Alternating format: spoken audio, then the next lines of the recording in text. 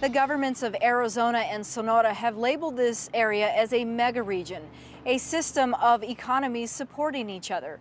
At a recent binational summit, the governments agreed to continue collaborating with one another despite what's being talked about at the national level. I recently spoke with Juan Ciscomani. He's Governor Doug Ducey's senior advisor for regional and international affairs. It's extremely important. Mexico is by far our #1 trading partner, ×4. So it's not even close for the second one. When we look at the trade that we do with Mexico and we break it down in exports and imports, over $8 billion is what we do in exports with Mexico, and just around 7.2 billion in imports. So we export more than we import. In this relationship, Arizona wins. Just to put it in perspective, Mexico trades more with Arizona than they do with the entire country of Germany. So we are a key partner for them as they are to us. So the mutual, the combined, I would say, import and export relationship with Mexico almost reaches $16 billion for the state. Huge. It's responsible for creating about 100,000 jobs directly here in the state of Arizona, plus the indirect jobs that it does as well. So the numbers prove it. This is an important relationship economically and trade and also cultural that we have with Mexico. Some of the talking points that came out were the fact that regardless of what is happening on the national scale, it seems like Arizona and Mexico will continue to work together. Yeah, we will continue this. We're not turning back. We will continue the course. This has been a priority for the governor since day one. His first international mission trip was to Mexico City 5-6 months after he was in office, and which is what opened the door to the kind of relationship we have now. At that point, Governor Pavlovich hadn't been elected yet. But as soon as she was elected, the governor gave her a call, and that started with a great relationship, which became a partnership and is now a friendship. And that kind of relationship that we enjoy, we're not going to turn back on.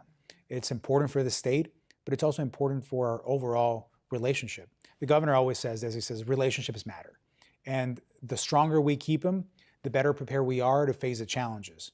So the national environment and the national message that is going out there would affect us if we didn't have established relationships the way we do. How does the governor handle, we have a Republican president who's not particularly enthused about the relationship with Mexico, a Republican governor who's pushing for it. So where is that balance? Well, the governor is strong in believing in the role of governors in states. And each state sets their own tone with the relationship with Mexico, because we have the ability to trade with them directly, which is great. So the governor has been very strong on keeping a positive and open relationship with the White House, and at the same time, reassuring our friends in Mexico that Arizona is open for business. We are open. We want to continue this relationship, and we want to continue to attract companies, as we've been attracting them from California and other states that we're competing with. We want to make sure that our companies here in Arizona have the ability to do business and trade with our companies in Mexico. So there's a very specific role for the state government to play here. The private sector plays a key role, and they've done that, and they've done very well. But there's also a point where we need the governor's input and leadership and platform to say, hey, we're open, and that attracts business. Are there contingencies in place should NAFTA undergo some sort of change? Well, sure. What we trust is that we have a seat at the table with the White House as they look at this issue. The governor has been invited to different national platforms, big national platforms like the U.S. Chamber of Commerce, the Woodrow Institute, Mexico Center, and he's being recognized and acknowledged and tapped as that trade governor. The governor has been able to, as you said, being from the Republican Party, and maintained a good positive relationship with the White House and also with Mexico.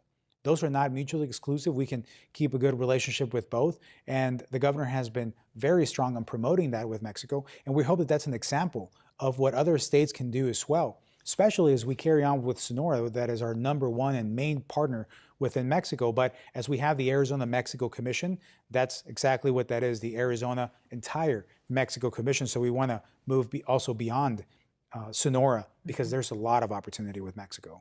One of the big headlines that came out of the summit was the port of Rocky Point. Yes. How close is that to being completed? The port is about 50% done. This port was started by the previous administration in Sonora. It went through some trouble there and just was stopped for a little bit, but now they're continuing under the leadership of Governor Pavlovich. She has great relationships with her federal side as well, and that's what's helped speed up the port conversation. This is a great opportunity for the region, Lorraine, because they are going to be attracting hundreds of cruise ships into that region. What that means is we're promoting the two-nation destination. They can go to Rocky Point, unload the cruise ships there. Our people also can go down and catch the cruise ships there. But in the aspect of trade, Hermosillo, which is the main capital of Sonora, the capital of Sonora and main city, it's about 6 hours away from Rocky Point. Phoenix is 3 hours away from Rocky Point. So when they look at their supply for anything the cruise ships are going to need, from tablecloths to service to any of that, they're looking at us to do that. So this is a great opportunity for Arizona companies to be suppliers for this expansion of the port. And then we signed an MOU with Sonora about this.